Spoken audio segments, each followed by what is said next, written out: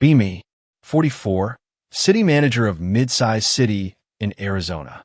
Population 180,000, suburban sprawl outside Phoenix metro area.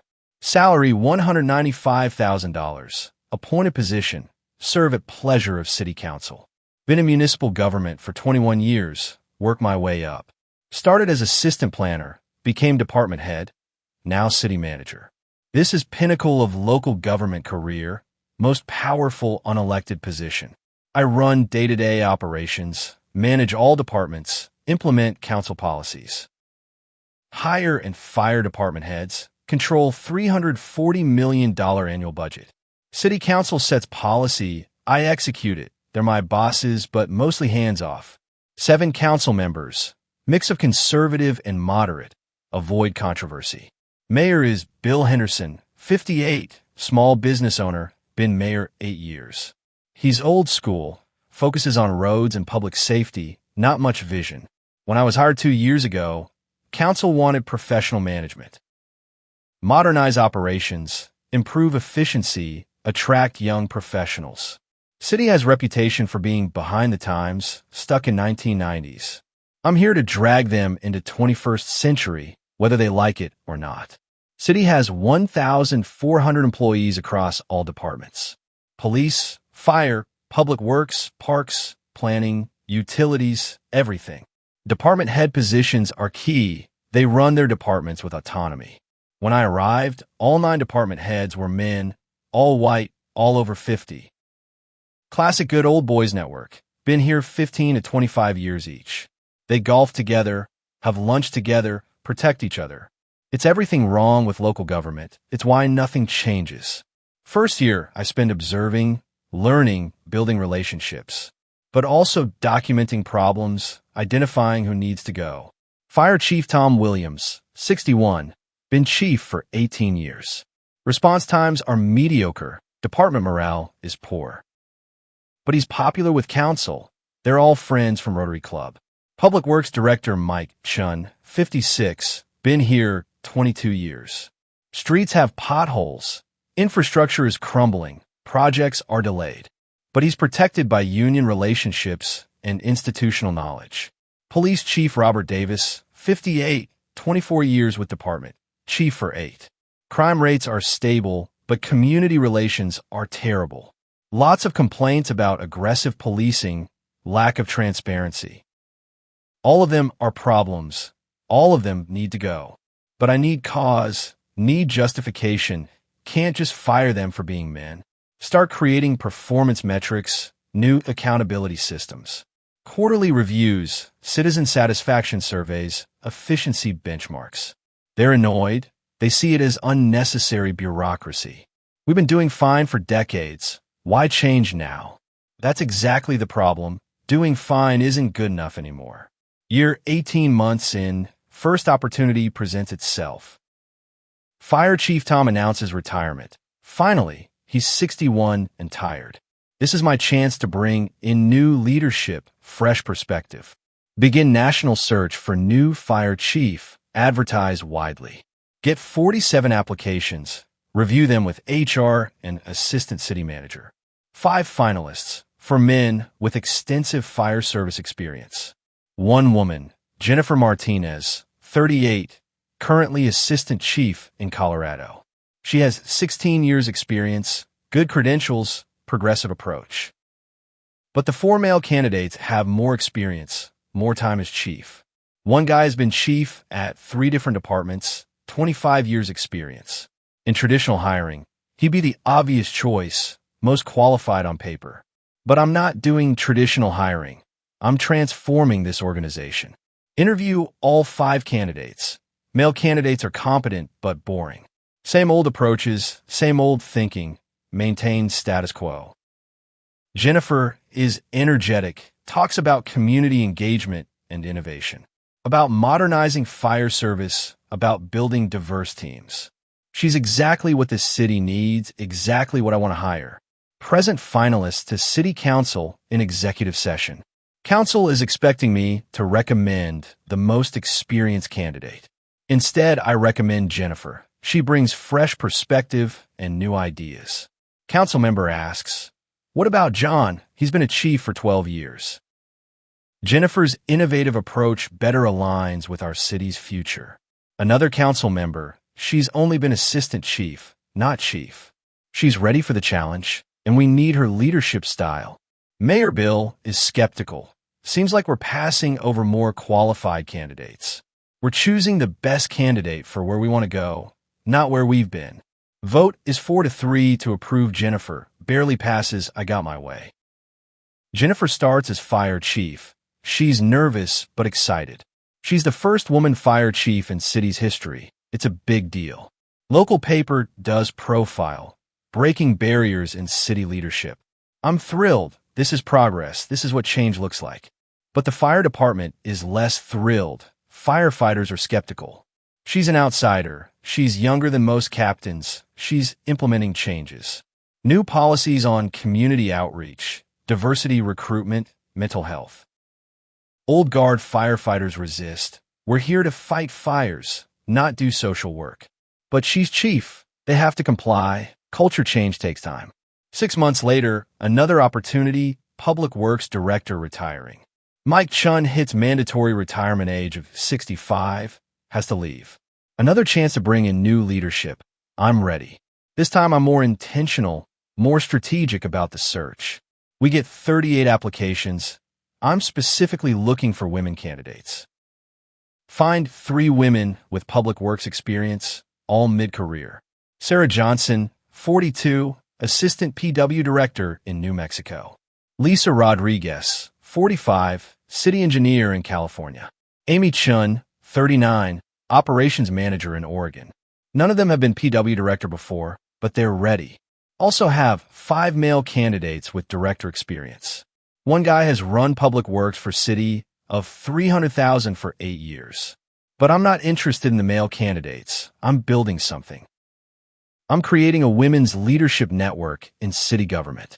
Interview the 3 women. They're all competent, all capable. Sarah has most experience, best understanding of infrastructure. Recommend her to council. Same pushback as before.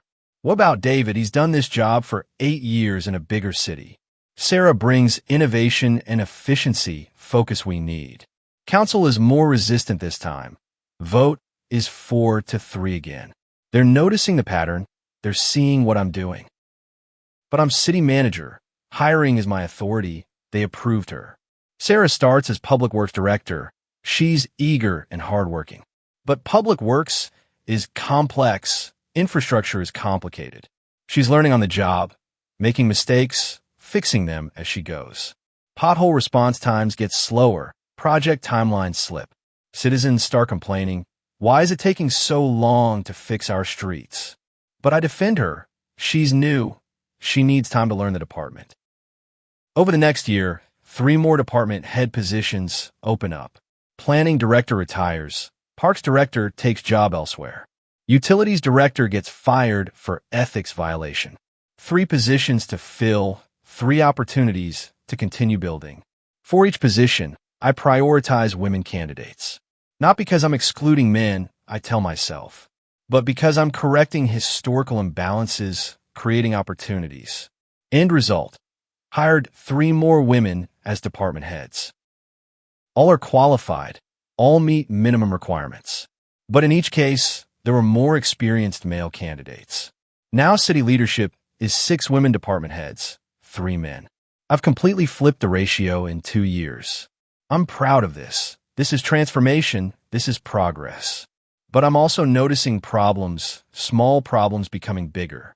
Fire department response times are up slightly, nothing major. Public works projects are delayed. Streets aren't being maintained. Planning approvals are taking longer. Developers are frustrated. Parks maintenance is slipping. Facilities are looking shabby. Each department has its issues. I attribute it to adjustment period.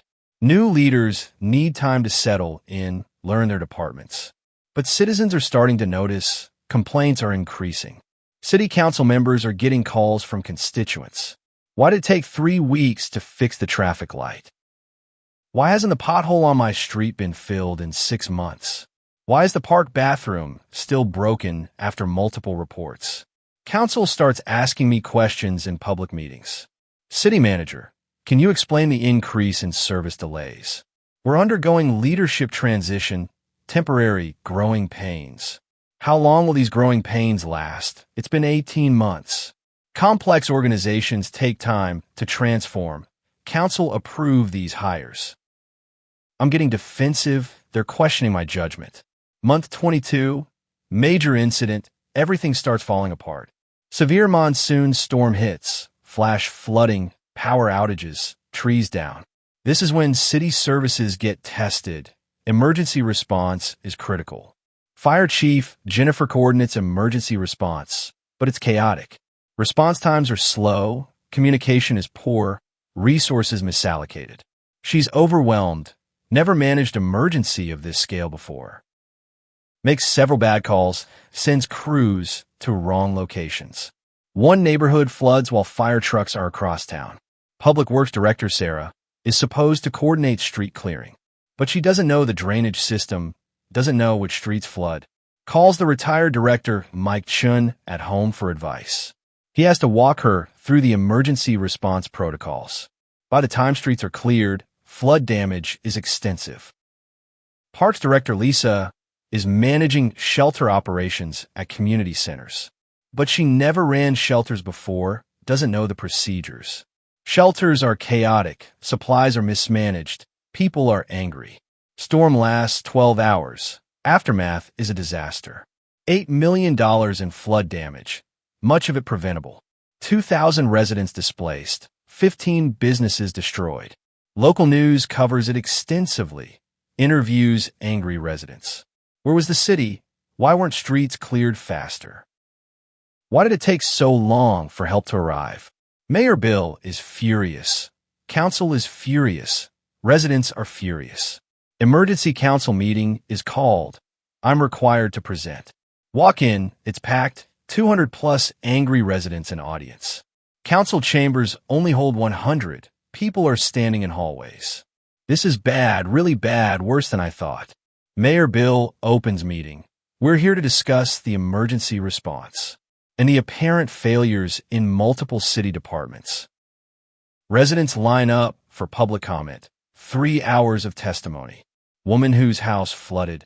I called 911. They said help was coming. Waited 4 hours. Water destroyed everything I own. Business owner whose store was destroyed. Why weren't streets cleared? Water couldn't drain. It pooled on our street, flooded our building. Retired city employee, former Public Works, speaks up. Mike Chin knew every drain in this city, knew which streets flood first. He would have had crews pre-positioned, would have prevented this. But you fired him and hired someone who doesn't know the city. Council member interrupts. Mike retired. We didn't fire him. Retired employee. He was pushed out. Everyone knows it. City manager wanted women in all the positions. Experience didn't matter. The accusation hangs in the air. Everyone is watching me. Another resident. I'm all for women in leadership, but they need to be qualified. Our fire chief didn't know where to send crews. I watched them drive past my burning garage. Former firefighter stands up. Tom Williams knew this city like the back of his hand. 30 years responding to emergencies. You replaced him with someone from out of state, who's been here 18 months and doesn't know the terrain. The testimony goes on and on. 3 hours of angry residents, all saying the same thing. New leadership is unqualified. Services have degraded. Response times are worse. City is falling apart. Council members are taking notes, exchanging glances. They're seeing what I didn't want them to see. After public comment, Mayor Bill addresses me directly. City manager, how do you respond to these concerns? About the qualifications of the department heads you've hired. I'm prepared. I have talking points. All department heads meet the minimum qualifications for their positions.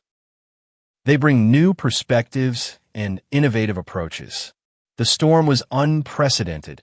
Any leadership would have struggled. Council member interrupts. Let's look at the data. She pulls out a document. She's done research. In the past 2 years, you've hired 6 new department heads. All 6 are women.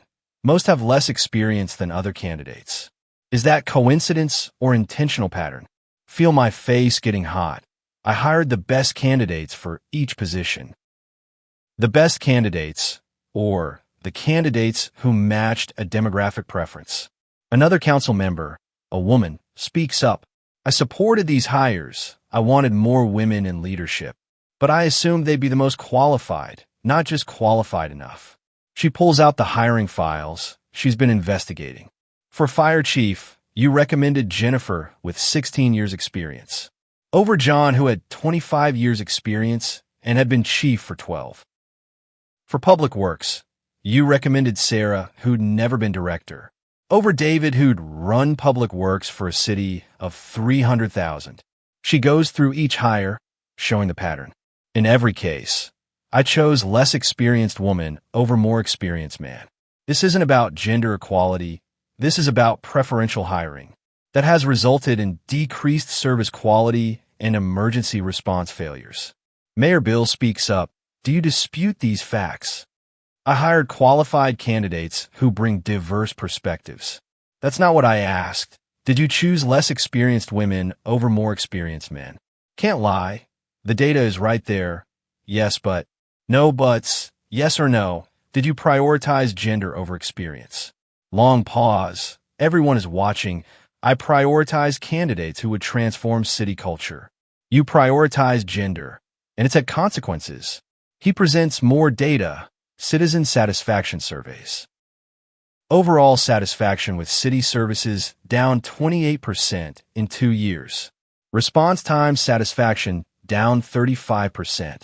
Infrastructure maintenance satisfaction down 31%. Shows comparison to neighboring cities were falling behind. Cities similar to ours have maintained or improved services. We're the only one showing across-the-board decline. Another council member. I move that we conduct comprehensive review of all department head hiring decisions and performance metrics. Motion passes 6-1. They're investigating me officially. Over the next month, consultant comes in, reviews everything. Interviews staff, reviews hiring files, analyzes service metrics. Report comes back. It's 120 pages, devastating. Pattern of preferential hiring based on gender rather than qualifications. Measurable decline in service quality correlating with leadership changes. Department heads lack experience necessary for positions they hold. Consultant recommends immediate corrective action, including possible termination of city manager and department head reassignments. Council holds another public meeting to discuss report. Even more residents show up, 300+ people. This time they're organized, they have signs. Fire the city manager, and we need qualified leaders. Experience matters, and stop the experiment. Resident group has started recall petition, gathering signatures. Not to recall me, I'm appointed not elected, but to recall the council members who supported my hires. That gets council's attention, threatens their jobs. Meeting is contentious. Residents are angry. Council is defensive. Mayor Bill finally speaks up. We have to make changes. The data is clear. The public sentiment is clear. We need experienced leadership to restore city services. Council member who defended me tries to push back.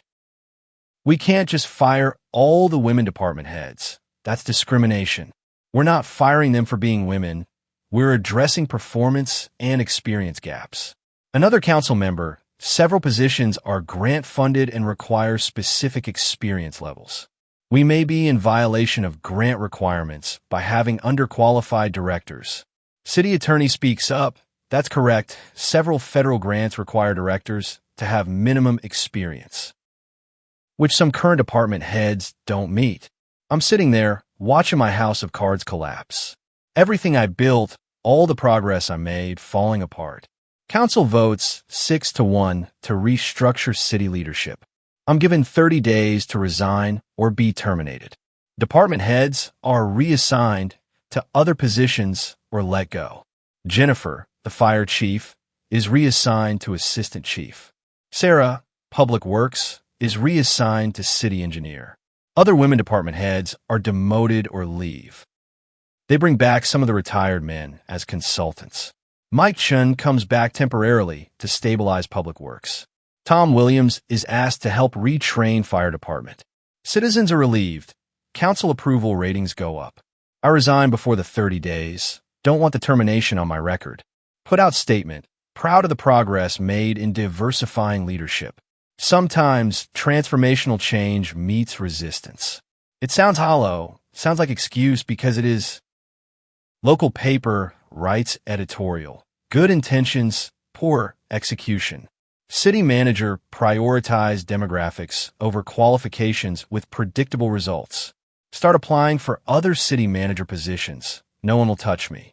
Your tenure resulted in recall threats and leadership collapse. That's not the kind of experience we're looking for. Apply for assistant city manager roles, department head positions. Still too risky. Everyone's heard the story. The city manager who hired all women and crashed city services. 6 months unemployed, burning through savings. Finally get hired as management consultant for small municipalities. $85,000. Less than half my previous salary. No authority, no power. Just advising small towns on administrative efficiency. 1 year after resigning, see article about my former city. City services restored after leadership overhaul. All metrics are back up. Citizen satisfaction improved. Emergency response times better than ever. They hired experienced department heads, mix of men and women, but all highly qualified, all with extensive experience. Turns out you can have diversity and experience. You just have to prioritize qualifications over gender. 2 years later, 46 years old, still doing consulting. Make $92,000, small raises, nothing compared to $195,000 city manager. See that one of the council members I worked with is running for mayor. Her campaign platform. Qualified leadership over politics. Experience matters, credentials matter, results matter. She's using my failure as her campaign platform. And she wins, becomes mayor, popular with voters. Because everyone remembers the flood, the chaos, the failures. That happened under my transformational leadership. 3 years later, run into Sarah, former public works director. She's working as project manager at engineering firm. Not a director, just a project manager, doing okay. Hey, how are you doing? Good. Working on infrastructure projects, staying busy. I'm sorry about how everything turned out. She shakes her head. I wasn't ready for that job. I knew it, but I wanted the opportunity, so I took it. When the flood hit, I was in way over my head. She's being honest, more honest than I ever was. The old director, Mike, he tried to warn you. Said I needed more time, needed to learn the systems first. But you wanted a woman in the role, so you hire me anyway. She's right, Mike did warn me. I dismissed it as resistance. I set you up to fail. I'm sorry. We both made mistakes. You gave me a job I wasn't ready for. And I took it knowing I wasn't ready. She walks away, back to her project manager job, where her experience level actually matches the position. 4 years later, 48 years old, still consulting. Get invited to speak at local government conference. Topic is lessons learned in municipal leadership. They want me to talk about my failures, be the cautionary tale. Consider declining, but I need the visibility, need the work. Give the talk. Room is packed, 200 plus city managers and council members. I believed I was transforming city government, creating opportunities for women in leadership. But I prioritized gender over qualifications. Walk through the hires, the storm, the failures, the recall. I convinced myself that diversity was more important than experience, that good intentions would overcome skill gaps. I was wrong, and an entire city paid the price. Q&A session is brutal, people asking hard questions. Did you know you were hiring underqualified people? I thought they were qualified enough to learn on the job, but they weren't, and during emergencies, there's no time to learn. Another question, would you do it differently? Yes, I'd hire the most qualified people regardless of gender, and build diversity through mentorship and development, not by putting people in positions they're not ready for. Leave the conference feeling hollow, exposed, but also knowing it's true. All of it, every word. I did prioritize gender. I did hire underqualified people. And when the city needed experienced leadership, they weren't ready. Now I'm here, 48, making $92,000, doing small consulting projects. Former city manager who destroyed her career by hiring all women department heads regardless of qualifications, and watching city services collapse under inexperienced leadership. That's my legacy. That's what I'm known for. The city manager who chose gender over experience and led a city of 180,000 to the brink of collapse. Still believe in women's leadership, still support diversity. But now I understand that you can't sacrifice competence for representation. Can't put people in jobs they're not ready for. Can't use a city as an experiment in social engineering. Citizens deserve qualified leaders who can keep them safe, who know how to respond when monsoons flood the streets, who have the experience to make split-second decisions. Gender doesn't matter when your house is flooding. Only matters if the person in charge knows what they're doing. And I hired people who didn't know what they were doing, because I cared more about their gender than their qualifications. That's the truth, the painful truth. That cost me my career, cost the city millions, and cost residents their homes, their businesses, their trust. All because I thought diversity was more important than competence. I was wrong, catastrophically wrong. And I'm paying for it at 48, making half my salary. While the city thrives under experienced leadership. That includes women, but qualified women. Not just women I promoted because they were women. That's the difference. That's what I finally understand. 4 years too late, $100,000 salary too late. After the damage is done and can't be undone. That's my story, my failure, my lesson. Learned at the cost of a city's services. In my own career. Because I chose demographics over qualifications. And called it progress, when really it was just poor judgment. That collapsed under the weight of a monsoon and took my career down with it.